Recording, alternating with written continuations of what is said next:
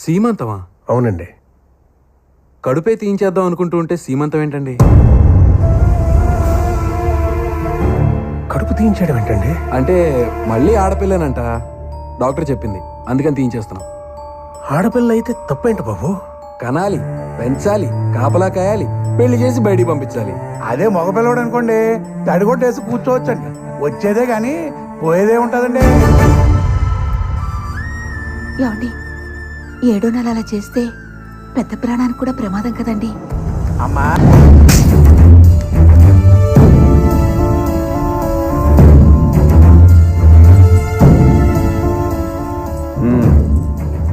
ఏది ఒకసారి మామయ్య అనమ్మా.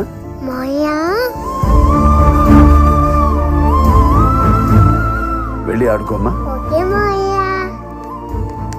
కొడతావేంటి? అమ్మా, ఆరోగ్యం అది బాగుంది కదమ్మా. అరే మాట్లాడినా కూడా కొడతావేంటి అంటాను. అమ్మా, దేనికి ఎక్కువ టెన్షన్ పడకూడదమ్మా. ఈ టైంలో అస్సలు పడకూడదు. నీకు నీ అన్నయ్య ఉన్నాడమ్మా. ప్రాణం పోయినా ఏగా వాళ్ళనిస్తానా?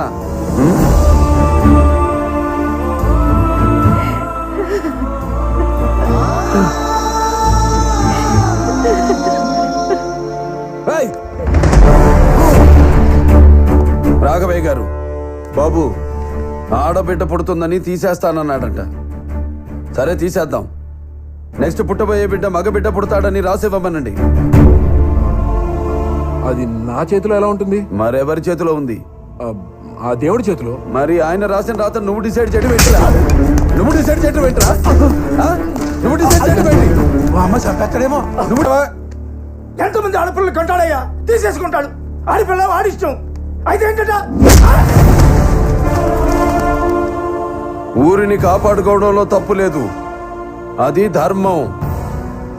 కానీ పుట్టని పసిగుడ్డుని చంపుతానంటే దానికి సపోర్ట్ చేయడానికి వచ్చారు చూడు, అది తప్పు. అందుకే కొట్టాను.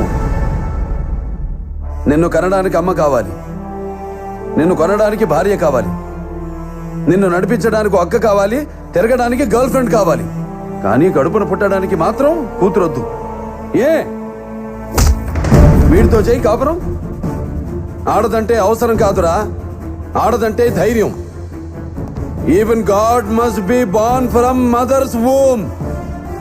చివరికి దేవుడైనా తల్లి కడుపునే పుట్టాలి. వినాస్త్రియా జననం నాస్తి, వినాస్త్రియా గమనం నాస్తి, వినాస్త్రియా జీవం నాస్తి, వినాస్త్రియా సృష్టిరేవ నాస్తి. స్త్రీ లేకపోతే జననం లేదు, స్త్రీ లేకపోతే గమనం లేదు, స్త్రీ లేకపోతే సృష్టిలో జీవం లేదు, స్త్రీ లేకపోతే సృష్టే లేదు.